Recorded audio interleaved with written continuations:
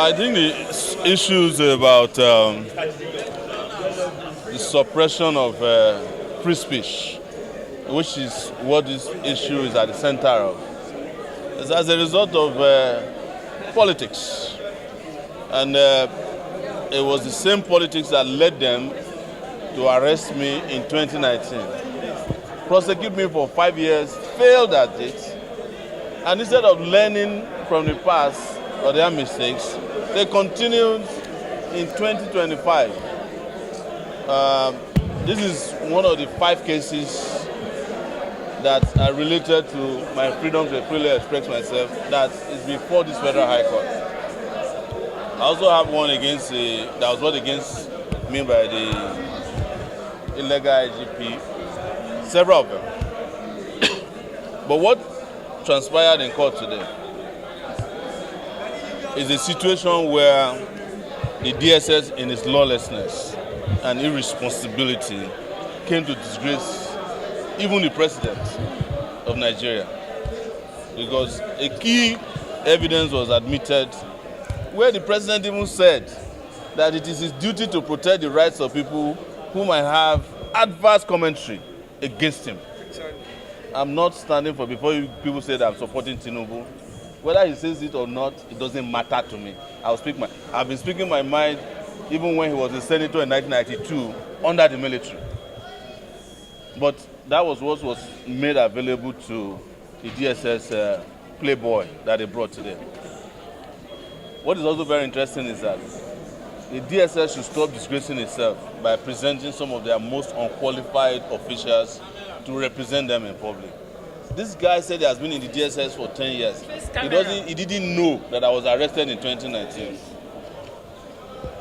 But the bottom fell off at the last minute when he said, I was not prompted by the president to do what I came here to do. I came here to come and arrest, to prosecute Sowore because his speeches were threatening national security.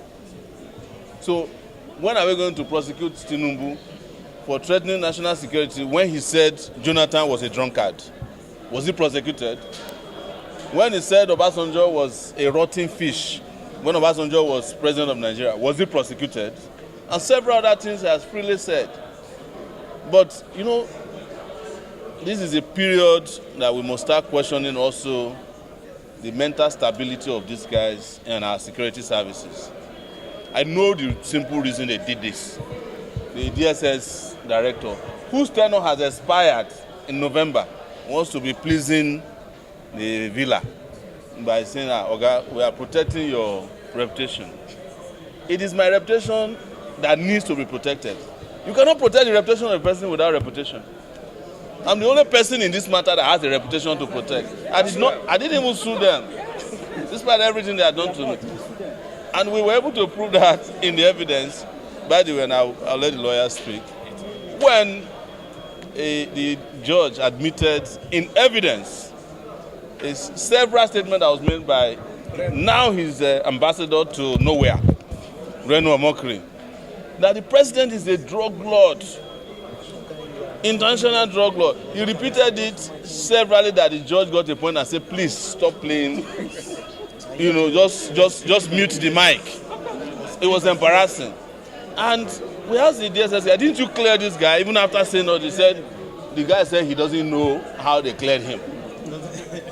So it's just to let you know that we must, in the course of doing this, continue to pay attention to our own national welfare and well-being, issues of security, and most importantly, how to change the leadership of this country from unserious people to people that are sound intellectually. And I say that because of the very exemplary position and the performance of our lawyer in court. No matter what happens in this case, we are happy about the end of the case as far as today is concerned. To the point that we even greeted the prosecution, that because we know this is also patronage. Some lawyers have to chop. Otherwise, this case had no business in any, not even at an area court in Kabusa area of Abuja. Thank you, but our lawyers are here to take it further. Very well. Yeah. It was quite an interesting court section today. Can you just... I agree with you. It was quite an interesting and an eye-opening court session today. The DSS simply came to court to embarrass itself through the witness they brought to court today. The DSS witness tendered in evidence video recordings of the president asserting that as the president of Nigeria, he has a duty to protect the fundamental right of his critics, accusers, and abusers. And that in a democracy, the freedom of expression under the democratic tenets is sacrosanct and non-negotiable. Unfortunately, and quite very fundamentally, we had a DSS personnel who is also not aware of the things that has been published in the DSS official websites. We had a DSS official in court today who tendered before the court an evidence that was admitted of somebody whom they cleared calling the president an international drug baron. And he tendered this evidence in court today. And even called him a criminal. And the person also called the president a criminal. And when we asked him, why did you clear this person as an ambassador designate? He said he would not know why he was cleared, but that, however, he has been cleared. The current trial shows the failing of a nation, and it's quite unfortunate that the country has descended to the point that we are today, where a DSS official will admit that the president never instructed him to file a case on his behalf, that he does not have the instructions or the directives of the president to file a matter, but that he is not subject to the president of Nigeria, but to his bosses at the DSS office. He said the DSS, that's the service, has directed the filing of this charge. We are not subject to the president.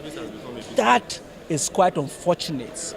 Where the Secret Service of Nigeria, that even leads us back to the reason behind the filing of this matter. The DSS that we know used to be a secret agent, saddled with the responsibility of intelligence gathering and forwarding same to the appropriate security agencies.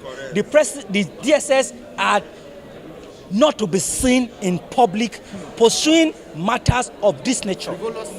The DSS Act that established the DSS established them as one of the 3 secret service agents in Nigeria.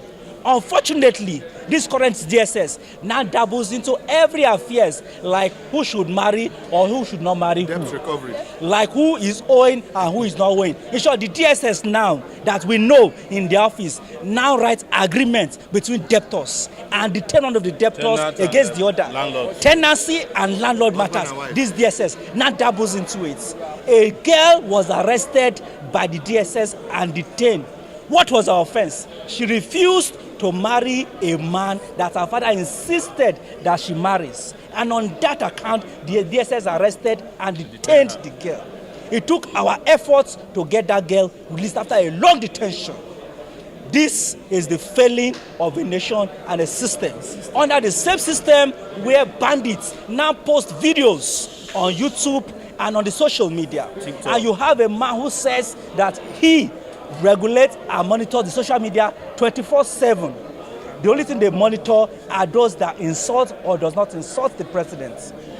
The activities of the bandits in the bush, who in their droves or who on daily basis kidnap our people for ransom, is not their concern. This is quite very shameful, and we are seizing this opportunity to insist and inform the DSS that as it stands today, this is the lowest that the DSS can ever go. That the DSS must, as a matter of urgency, retract their steps. They have lost credibility. They are now close to the state where the police of Nigeria is at the moment. They must retrace their steps and begin to do what they were set up in the first place to do. Intelligence gathering to stop the tide of terrorism and kidnapping in the country today. And by the way, only intelligent